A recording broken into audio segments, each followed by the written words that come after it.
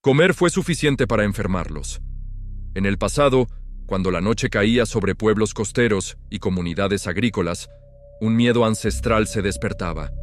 Familias enteras, tras compartir una comida aparentemente normal, caían presas de fiebres, delirios y parálisis inexplicables.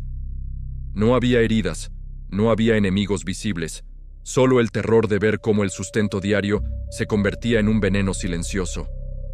Creían que era una maldición, una plaga enviada por fuerzas oscuras o un castigo divino.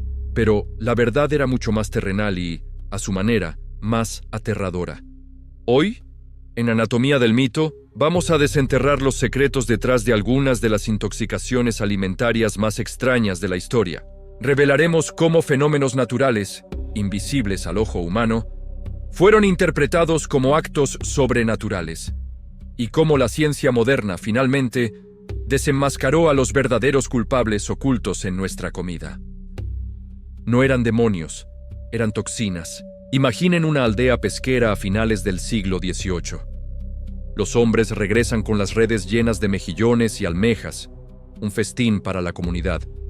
Horas después, la celebración se transforma en una pesadilla.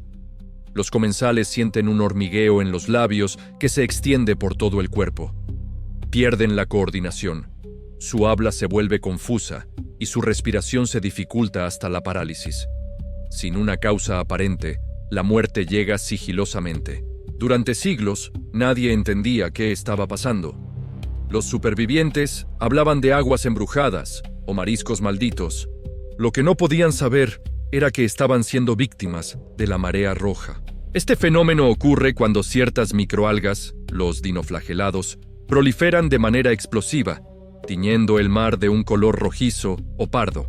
Estos organismos microscópicos producen neurotoxinas potentísimas, como la saxitoxina.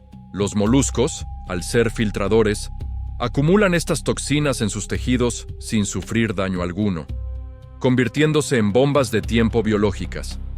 Cuando un ser humano los consume, el veneno entra en acción.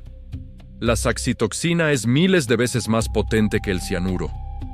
Actúa bloqueando los canales de sodio en nuestras neuronas, interrumpiendo la comunicación entre el cerebro y los músculos. El resultado es la parálisis, que si alcanza los músculos respiratorios, provoca la asfixia. Lo que parecía una plaga tenía un origen microscópico, oculto en las profundidades del océano. Pero el peligro no solo acechaba en el mar. En el corazón de los campos, otro enemigo silencioso esperaba. Pensemos en una familia campesina durante un invierno largo y crudo. Sus reservas de alimentos se agotan y solo les quedan las papas que han guardado en el sótano.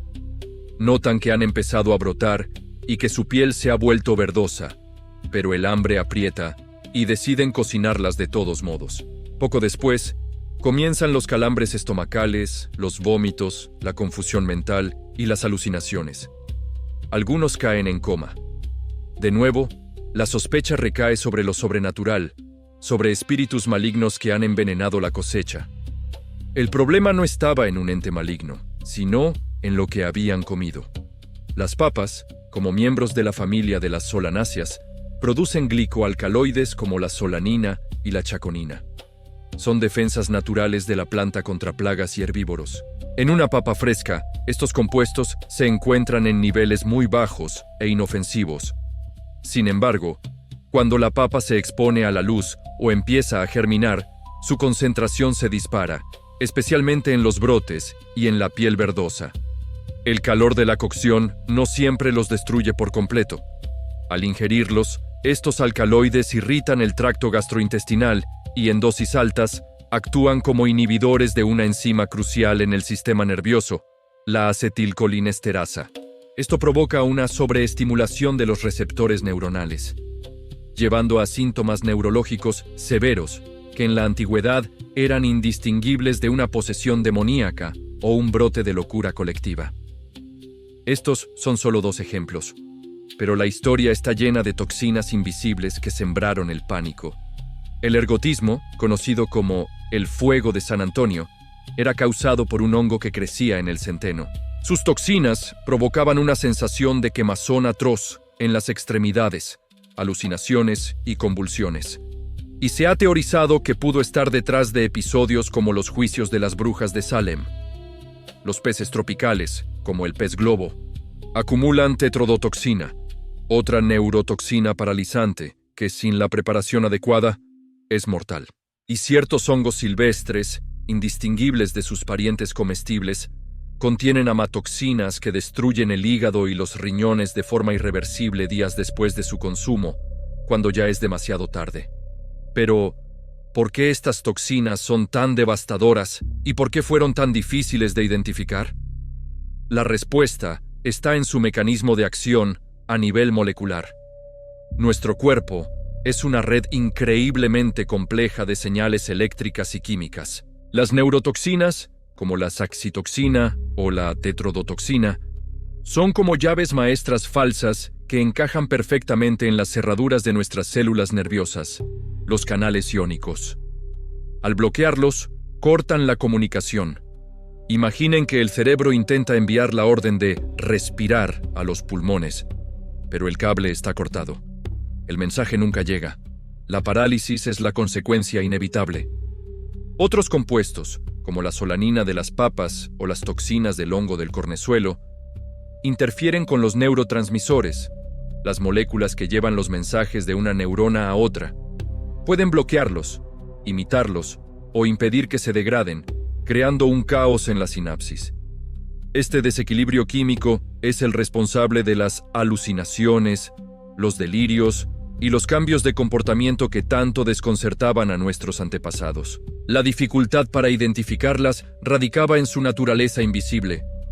No había herida, no había patógeno visible al microscopio de la época. La comida parecía, olía y sabía normal. La conexión entre el alimento y la enfermedad era difícil de establecer, especialmente cuando los síntomas tardaban horas o incluso días en aparecer. Sin el conocimiento de la toxicología, la única explicación posible residía en lo oculto y lo divino. Hoy, la ciencia ha iluminado esas sombras. La toxicología, la bioquímica y la neurología nos han dado las herramientas para entender estos venenos naturales. Comprendemos sus estructuras moleculares, sus mecanismos de acción, y podemos desarrollar antídotos y tratamientos. Lo que antes era un misterio aterrador, ahora es un capítulo en un libro de medicina. Hemos aprendido a analizar el agua de mar en busca de mareas rojas, a desechar las papas brotadas y a identificar los hongos venenosos. El conocimiento ha reemplazado al miedo. Las historias de maldiciones y plagas que surgían de la comida no eran producto de la imaginación. Eran el intento desesperado de una humanidad que se enfrentaba a un enemigo invisible, a un asesino que se escondía en el pan de cada día y en el fruto del mar. Las víctimas no estaban poseídas, estaban envenenadas. Lo que durante milenios se atribuyó a la ira de los dioses o a la malicia de los demonios tenía una explicación mucho más profunda, inscrita en el lenguaje químico de la naturaleza. No era una plaga, no era un castigo, era biología. Gracias por acompañarnos en este viaje a la anatomía del mito. Si te fascina descubrir la ciencia oculta tras los grandes misterios de la historia, suscríbete y activa las notificaciones. Hasta la próxima.